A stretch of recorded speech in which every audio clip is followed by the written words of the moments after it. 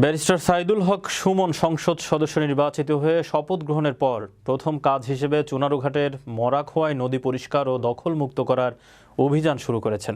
নদীটি পরিষ্কার ও দখলমুক্ত করে এখানে নিজস্ব অর্থায়নে ওয়াকওয়ে নির্মাণ ও পার্ক হিসেবে চালু করতে চান তিনি।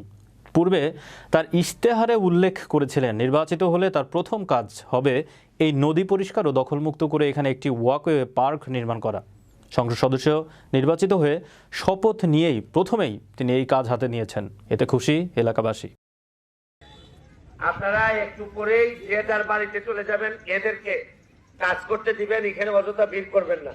প্রশাসনের যারা আছে তাদেরকে বলবো একটা মানুষও যেন এখানে আপাতত থাকতে না পারে। তারা যে যার মতো করে, আর প্রয়োজন হইলে এই রাস্তাটা আপাতত বন্ধ করে দিয়ে ওই এবং দেশের প্রতি অনুগত থাকিব। দেশের একতা ও শৃঙ্খলা বজায় রাখিবার জন্য সর্বদা সচেষ্ট থাকিব।